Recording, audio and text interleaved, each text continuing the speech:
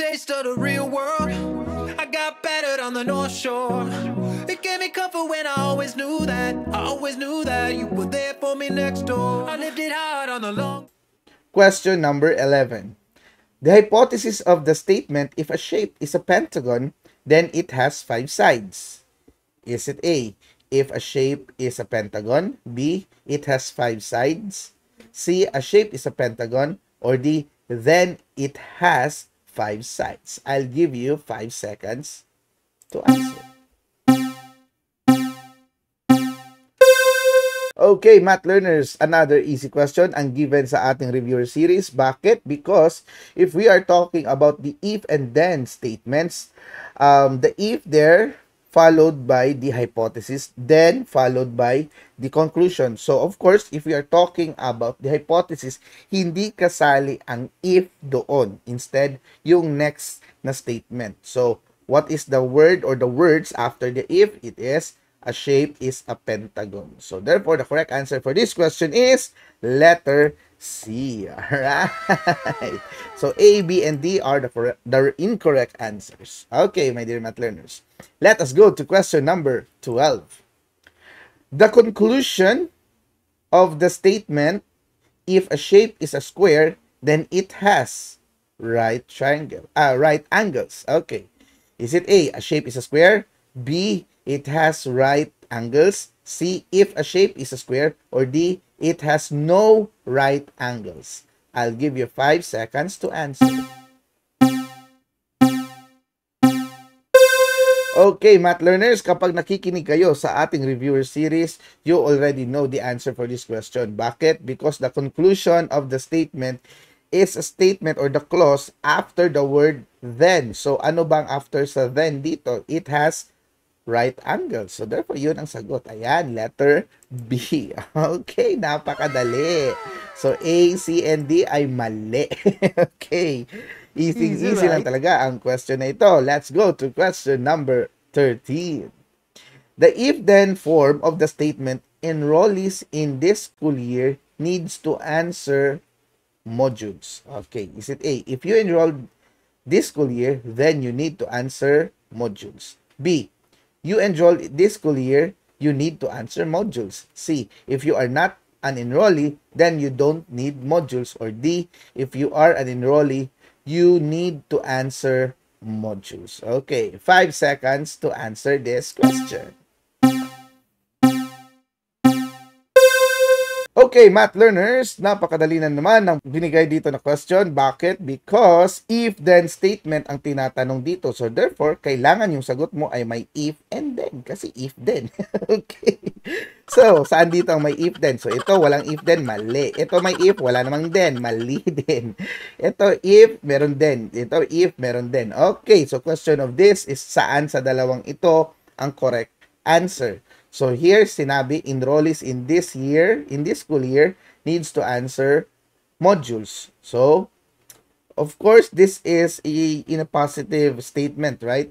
So, if-then statements is basically positive given, okay? Kasi kung kukunin mo ang counterpart niya, yung negation ng statement na yun, then it is not an if and then statement. Instead, it is either a contrapositive or it is a inverse statement. So later on in our review, you will get or you will have an idea about what I am saying right now. So since this is a negation, not and don't, then this is wrong. Okay, so the correct answer is letter A. Ayan. So napakadali lang, my dear math learners. Let's go to question number 14. Okay, two statements that both true or both false and or both false. Is it A, conditional statement, B, inverse statement, C, contrapositive statement, or D, equivalent statement? Okay. I'll give you 5 seconds to answer this question. Okay, math learners, another question na medyo tricky, but if you understand the given statement or the given question itself, you will know that we are talking about two statements, okay? So, inverse statements, conditional statements, contrapositive statements, and equivalent statements, they have both two statements. However, ang sinabi dito is both true and or both false. So therefore, sabi ko nga kanina, pag conditional statement, puro true yun. Puro true or puro positive.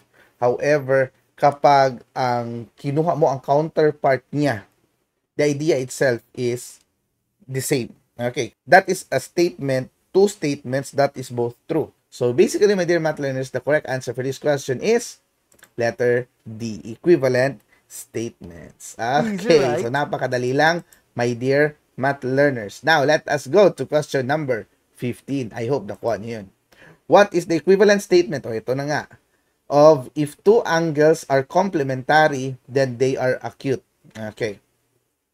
If two angles are complementary, then they are not acute. Okay? If two angles are not acute, then they are complementary. If two angles are not acute, then they are not complementary. Or D, if two angles are not complementary, then they are not acute. Okay. So I'll give you 5 seconds to answer this question.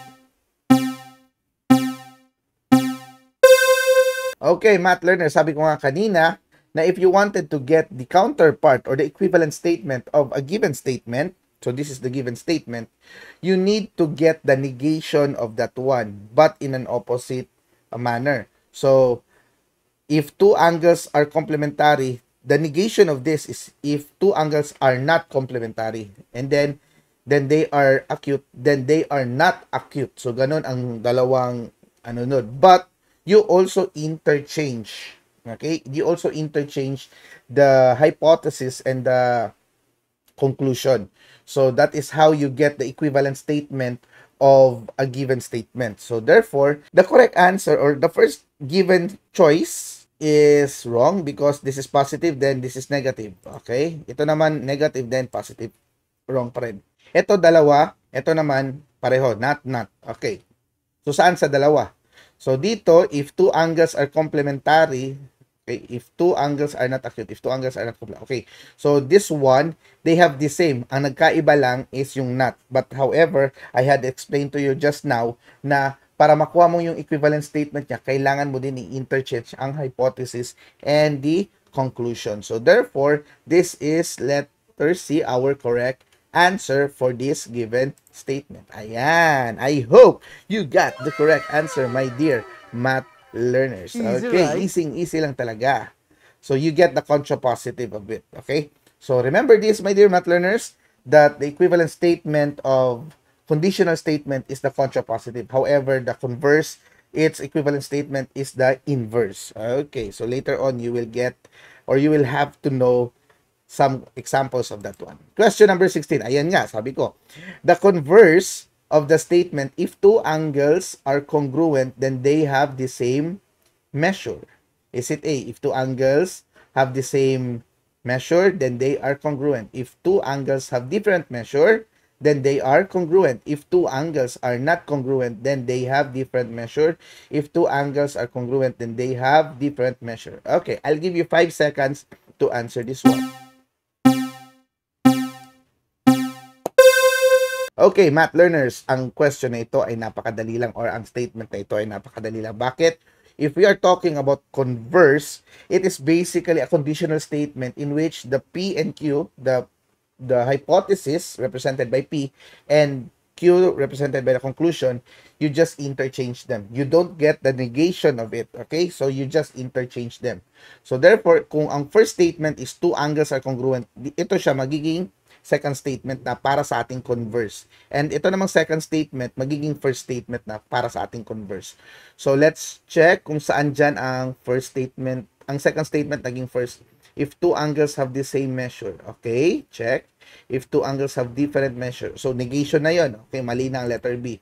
If two angles are not congruent, ito, nag-negate siya ng first statement, which is wrong. If two angles are congruent. Okay, nag-follow lang siya dito. Okay, but opposite siya sa pangalawa. Okay, so the correct answer here is this one, letter A. If two angles have the same measure, then they are congruent. So, if you observe, itong dalawa, medyo the same lang. Ang nagkaiba lang sa kanila is nag-interchange yung if and then statements. Yung nasa if, naging then na. Yung nasa then, naging if na. Easy lang talaga, Easy, my right? dear math learners. Alright, so letter A ang correct answer para sa question na ito. Now, let us go to question number 17. Okay, ito. Based on the statement, if your score will improve, then you study. Okay, merong mga statements dito na given sa I, you have your scores improve. 2, you study. 3, if your score will not improve, then you did not study. 4, if you did not study, then your score will not improve. And 5, if you study, then your score will improve. Okay, but there is a follow-up question. What is the conclusion of the given statement? Okay, so given statement, ito yung pinag-uusapan natin. Ito yon. Okay, if your score will improve, then you study. So ano daw ang conclusion? Is it A, 1 and 2, B, 2, 4 and 5, C, I, or D, 2? Okay, so, of course, I'll give you 5 seconds to answer this question. Alright, so my dear math learners, ano nga ba ang tamang sagot sa question na ito? If your score will improve, then you study. So, ang tinatanong is conclusion. So, of course, this is the hypothesis. This is the conclusion. So, you study. So, yun. Okay, number 2 ang tamang sagot. So, letter D. Alright. Easy right? lang talaga, my dear math learners. Now, let us go to the next question. I think this is the same with the given. Okay, if your score will improve, then you study. Okay, ibang question nga lang.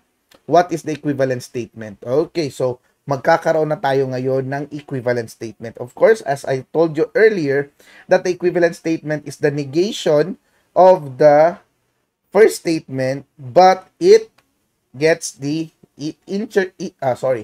interchange the hypothesis and the conclusion. So we will have, if you did not study, then you did not score, then your score will not improve. Ganon. So let's try if meron ba sa statement natin. Ayun. If you did not study, then your score will not improve. Ayun. Number 4. Okay, so let's try. Ayan. Napakadali lang, my dear math learners. Question number 19. Ayan. Ay, sorry. Hindi ko pala kayo nabigyan ng 5 seconds kanina. Alright. So, I hope nakuha nyo pa rin yung sagot na yan. Alright. Question number 19. Ayan. So, I think ganun pa rin. Okay, ganun pa rin ang given statement. If your score will improve, then you study. So, the same pa rin ang binigay ng mga choices. What is the contrapositive statement? Okay, is it A, 3, B, 4, C, 5, or D, 1? I'll give you 5 seconds to answer this question. Alright, my dear math learners, remember this. The given conditional statement, yun yung if your score will improve, then you study. In order to get the contrapositive of the statement or the contrapositive statement of this given statement, what you will do is you get the equivalent statement in which parehong tanong lang yun kanina. So, the same pa rin. Number 4. Okay, if you did not study, then your score will not improve. So, I hope that is very clear, my dear math learners. The conditional statement, yung equivalent statement niya is yung contrapositive statement. Si converse naman, yung equivalent statement niya is yung inverse. Okay, so the correct answer here is letter B. Ayun.